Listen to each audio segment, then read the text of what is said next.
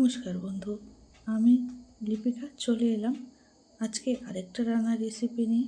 দেখতে পাচ্ছ ছোট ছোট পটল আর তার সঙ্গে আছে আলু, পেঁয়াজ সব নিয়ে নিয়েছি।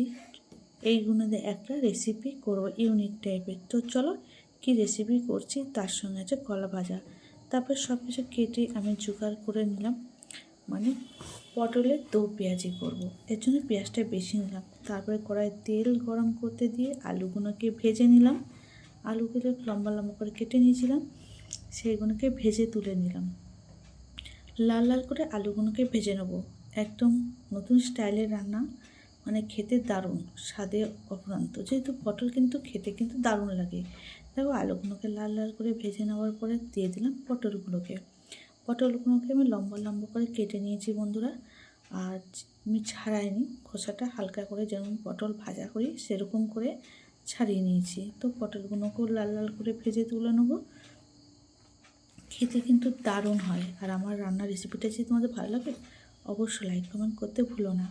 তারপরে দিলাম সামান্য হলুদ, সামান্য নুন। পটলটাকেও ভেজে তুলে নিলাম।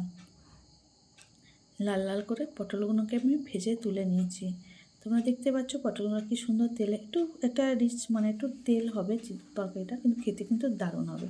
তোমরা মাংস ফেল করে খাবে, এত সুন্দর হয়। তারপরে পেঁয়াজ, দেখো আদা রসুন সব কিছু নিয়েছি। তার মধ্যে ছিল কলা ভাজা। কলাগুলোকে এরকম করে কেটে কলাগুলোকে ভেজে নিয়েছিলাম। কাঁচকলা ভাজা এটা।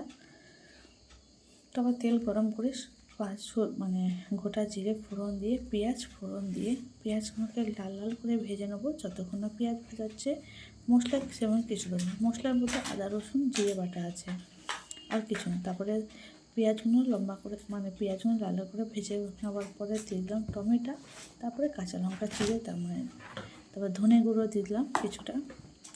তার মধ্যে দিয়ে দেবো আমি লঙ্কা গুঁড়ো, একটু ধনে গুঁড়ো দিয়েছি, লঙ্কা গুঁড়ো দিয়ে ভালো করে জিরে গুঁড়ো সব কিছু দিয়ে, আবার তার সঙ্গে একটু আদা জিরে গোটা জিরে বাটা, একটু হলুদ নুন সব কিছু দিয়ে ভালো করে এটাকে কষে নেব।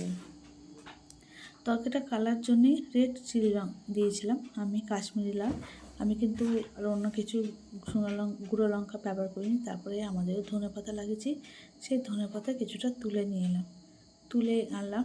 আর ধনেপাতা সত্যি খেতে কিন্তু দারুণ লাগে। আমাদের শীতকালে অল্প অল্প করে লাগানো হয় কিছু কিছু সবজি, মানে ঘরে খাওয়ার জন্য। তো সেখানে তুলাম। দেখো তরকারির কালারটা কত সুন্দর এসেছে, তাই না বলো? তো মোটামুটি হয়ে গেল। ভালো করে মশলাটাকে কষিয়ে নিলাম।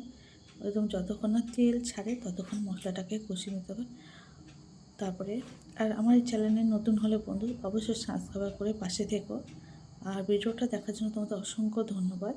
তারপর দেখো মশলাটাকে ভালো করে কষিয়ে নিয়ে তারপরে সামান্য, যেহেতু সব কিছু ভাজা ছিল তাই জন্য বেশিক্ষণ কষাতে লাগলো না। দেখো মোটামুটি আমার হয়ে গেছে। এবার আমি সামান্য জল দিলাম। তোমরা গরম জল দিতে পারো, আমি ঠান্ডা জলই দিই। গরম জলে আমি তরকারি করি না। তো আমার মনে হয় আমার সব কিছুতেই স্বাদ অটুট থাকে, সে গরম জল দিই আর ঠান্ডা জল, যার যেটা ভালো লাগবে অবশ্যই তোমরা দিও। আমি তো ঠান্ডা জলই দিই। তো তারপর দেখো কলা ভাজা আর দেখো পটলের দো পেঁয়াজি কেমন হয়েছে অবশ্যই বলো। একদম তরকারিটা মাখা মাখা একটু হবে, কষা কষা। তারপর একটু সামান্য গরম মশলা বেটে দিয়ে দিয়েছিলাম। তারপর এটাকে ওর মধ্যে মিক্স করে দিয়ে নামিয়ে নেব। আমার পটলের দো পেঁয়াজি আমার কমপ্লিট হয়ে গেল।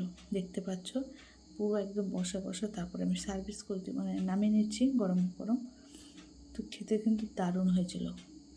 অবশ্যই তোমাদের ভালো লাগলে তুমি ট্রাই করো, অবশ্যই দেখবে অনেক ভালো লাগবে খেতে। ভিডিওটা দেখার জন্য অসংখ্য ধন্যবাদ। তো দেখো মোটামুটি আমার রেসিপিটা হয়ে গেল। অবশ্যই আমার রেসিপি যদি তোমাদের ভালো লাগে অবশ্যই বন্ধুরা সাবস্ক্রাইব করে পাশে থেকো, যাতে আমার নিত্য নতুন যখন আবার কোনো রান্নার ভিডিও করবো অবশ্যই তোমাদের সঙ্গে শেয়ার করব। তো চলো আবার দেখা হবে নেক্সট ভিডিওতে। ততক্ষণের জন্য বাই বাই, টাটা। সবাই ভালো থেকো, সুন্দর থেকো। পুরো মাংসর ঝোলকে হার মানিয়ে দেবে এত সুন্দর পটল আলুর দো পেঁয়াজি। তো বাই বাই।